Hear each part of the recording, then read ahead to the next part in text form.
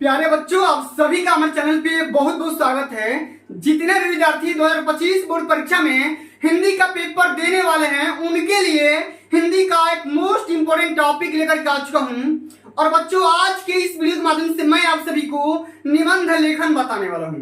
बच्चों, ये जो टॉपिक है बोर्ड परीक्षा का पेपर में हर साल 7 नंबर में पूछा जाता है। तो भैया, आज के इस वीडियो के माध्यम से आप सभी का 7 नंबर क्लियर होने वाला है। इसलिए आप सभी से हम्बल रिक्वेस्ट है, इस पूरे वीडियो को शुरू से लेकर के एंड तक जरूर देख लेना। वीडियो को लाइक कर देना, शेयर कर देना, चैनल पर नए होंगे तो सब्सक्राइब कर देना। आइए बच्चों, बिना टाइम को वेस्ट किए इस वीडियो को समझते हैं। और सबसे पहले हम ये समझेंगे कि अब की बार बोर्ड परीक्षा के पेपर में निबंध कैसे लिखना है, कौन सी गलतियां नहीं करना है, और टॉपर बोर्ड परीक्षा के पेपर में निबंध कैसे लिखते हैं, सब कुछ मैं तरीका इस वीडियो के माध्यम से शेयर करने वाला हूं।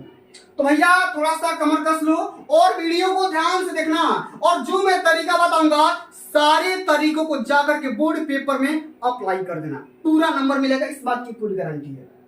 आइए, हमारे क्वेश्चन का रहा है, यहाँ पे देखो क्वेश्चन का रहा है कि प्रदूषण की समस्या और समाधान पर आपको निबंध लिखना है। तो भैया, हमने टॉपिक चूज कर लिया, हमें क्या करना है, प्रदूषण की समस्या और समाधान पे निबंध लिखना है। तो भैया, किसी भी विषय पर आप निबंध लिखते हो तो सबसे पहले जरूरी बात क्या है, आपको रूपरेखा तैयार करना होगा। बहुत सारे बच्चों को पता नहीं होता है और जान अनजान में गलतियां कर बैठते हैं, तो आपको वो गलतियां नहीं करना है। सबसे पहले भाई, आप एग्जामिनर को ये दिखाओ। ऐसा बोला जाता है कि first impression is the last impression. जैसा ही आपको बढ़िया से इंप्रेशन जमाओगे और अंत तक जमाना है, तब जाकर के पूरे नंबर मिलेंगे। आपको करना क्या भैया, आपको रूपरेखा तैयार कर लेना है। अच्छा, रूपरेखा में हम क्या करेंगे, तो आपको वो टॉपिक इसमें इंक्लूड करना है जिस टॉपिक के बारे में आप निबंध के अंतर्गत चर्चा करने वाले हो। तो सबसे पहले पहला टॉपिक लिया प्रस्तावना। तो भैया, किसी भी निबंध को लिखने के लिए सबसे जो पहला टॉपिक होता है वो फिक्स होता है। वो क्या होता है, वो होता है प्रस्तावना। और अंत में आपका टॉपिक फिक्स होता है, वो होता है उपसंहार। तो भैया, ये दो टॉपिक ऐसे हैं, उपसंहार पहले लिखा जाएगा और उपसंहार जो होगा अंत में लिखा जाएगा और प्रस्तावना पहले लिखा जाएगा। ठीक है ना, ये दोनों टॉपिक तो फिक्स होते हैं। और बीच में आप बना करके लिख सकते हो, किसी भी टॉपिक पे दुनिया का कोई भी निबंध होगा तो आप लिख जाओगे। ठीक है ना। तो भैया, आप समझते हैं कि प्रस्तावना में क्या लिखेंगे। उसके बाद से हमें पढ़ना है कि भाई प्रदूषण, यह है प्रदूषण का अर्थ क्या होगा, प्रदूषण कितने प्रकार का होता है, प्रदूषण की समस्या और इसके कौन कौन से हानियां हो सकती है, और समस्या का समाधान कैसे कर सकते हैं, और अंत में लिखेंगे उपसंहार।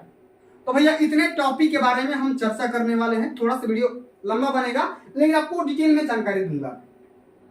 ठीक है, आइए प्रस्तावना को समझते हैं। प्रस्तावना में क्या लिखेंगे कि आज का मानव औद्योगिकीकरण के जंजाल में फंस करके स्वयं भी मशीन का एक ऐसा निर्जीव पुर्जा बनकर रह गया है कि वह अपने पर्यावरण की शुद्धता का ध्यान भी न रख सका।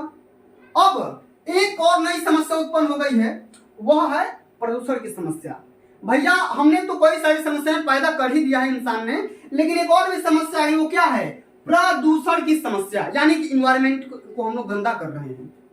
ठीक है, इस समय हमारे समक्ष सबसे बड़ी चुनौती पर्यावरण को बचाने की है, क्योंकि पानी, हवा, जंगल, मिट्टी आदि सब कुछ तो भाई प्रदूषित हो ही चुका है। आइए भाई समझते हैं। अच्छा, प्रदूषण का अर्थ क्या समझते हैं, प्रदूषण का अर्थ क्या होता है, इसका मीनिंग क्या होता है। तो लिखेंगे इसमें कि संतुलित वातावरण में ही जीवन का विकास संभव हो पाता है। सही बात है, अगर बैलेंस इक्विलिब्रियम रहेगा, अगर हमारा इन्वायरमेंटल अगर बैलेंस रहेगा तो हमारा जीवन का जो विकास होगा बेहतरीन होगा। जब वातावरण में कुछ हानिकारक घटक आ जाते हैं तो वातावरण का संतुलन बिगड़ करके उसको दूषित कर देते हैं। यह गंदा वातावरण जीवधारियों के लिए अनेक प्रकार से हानिकारक होता है और इस प्रकार वातावरण को दूषित हो जाने को ही प्रदूषण कहते हैं, यानी कि पॉल्यूशन कहते हैं। ठीक है ना, इतना बात समझ आया कि नहीं, समझ आ गया तो एक बार थम्स अप कर देना। ठीक है, चलिए भाई, अब प्रदूषण कितने प्रकार का होता है, तो हमारा होता है वायु प्रदूषण, जल का प्रदूषण, ध्वनि प्रदूषण, रेडियोधर्मी प्रदूषण, रासायनिक प्रदूषण। इतने तमाम प्रकार के प्रदूषण है। आपको आराम आराम से जिस तरीके से मैं बोल रहा हूं ऐसे ही लिखना होगा। ठीक है ना। अब चलिए, अगला जो हमारा टॉपिक है वो क्या है कि प्रदूषण की समस्या और इससे हानियां। कि माने भाई प्रदूषण किस किस समस्या से आ रही है और इससे कौन कौन से हानियां हो सकते हैं इसको समझते हैं। तो बढ़ती हुई जनसंख्या और औद्योगिकीकरण ने विश्व के सम्मुख प्रदूषण की समस्या पैदा कर दी है। कारखानों के धुएं से, विषैले कचरों के बहाव से तथा जहरीली गैसों के रिसाव से आज मानव जीवन समस्याग्रस्त हो गया है। आगे लिखेंगे कि इस प्रदूषण से मनुष्य जानलेवा बीमारियों का शिकार हो रहा है। कोई अपंग होता है तो कोई बहरा हो जाता है। विविध तमाम प्रकार की शारीरिक विकृतियां एवं सभी रोगों का मूल कारक जो हमारा है विषैला वातावरण ही है, जो हम अपने से पैदा कर रहे हैं। ठीक है, तो भाई इस प्रकार से लिखेंगे समस्या में और इससे कौन कौन सी हानियां होती है। अब चलिए हम आगे लिखेंगे, इसी में आपको लिखना पड़ेगा क्या कि समस्या का समाधान कैसे करेंगे। एकदम थोड़ा थोड़ा लिखेंगे, सॉलिड लिखेंगे बातें। समस्या का समाधान कैसे होगा, तो वातावरण को दूषित से बचाने के लिए या प्रदूषण से बचाने के लिए वृक्षारोपण, यानी कि वृक्षारोपण मतलब भाई पेड़ लगाएंगे। ठीक है, सर्वश्रेष्ठ साधन होता है। दूसरी ओर वृक्षों के अधिक कटाई पर भी रोक लगानी चाहिए। कारखानों और मशीनों लगाने की अनुमति उन्हीं लोगों को दी जानी चाहिए जो औद्योगिक कचरे एवं मशीनों के धुएं को बाहर निकालने की समुचित व्यवस्था कर सके। भैया इंडिया में ऐसे भी लोग हैं जो कंपनी तो कारखाने तो खोल लेते हैं, लेकिन कंपनी का जो कचरा है, उसका जो विषैला गैस है, धुआं है, उसको कहाँ प्रवाहित करना है ठीक से उनको अभी यही सर्टिफिकेट नहीं मिला है। चलो भाई कंपनी खोल देते हैं और वातावरण को दूषित करते हैं। इस प्रकार से लोगों की मानसिकता आ गई है। लिखेंगे कि जल संरक्षण को नियंत्रित करने के लिए औद्योगिक संस्थानों में ऐसी व्यवस्था की जानी चाहिए कि व्यर्थ पदार्थ को बाहर निकाला जाए तथा इनको जल स्रोतों में मिलाने न दिया जाए, वरना हमारा पानी क्या हो जाएगा, दूषित हो जाएगा। अब भैया आपको अंत में इस टॉपिक को लिखना है, उपसंहार वाले टॉपिक को। इसमें क्या लिखेंगे कि प्रसन्नता की बात है कि भारत सरकार प्रदूषण की समस्या के प्रति जागरूक है। बहुत ही खुशी की बात है, हर्ष की बात है कि जो हमारा इंडिया गवर्नमेंट है प्रदूषण के प्रति सचेत है और इस पे काम भी कर रही है। उसने 1994 ईस्वी में जल प्रदूषण निवारण अधिनियम लागू किया था।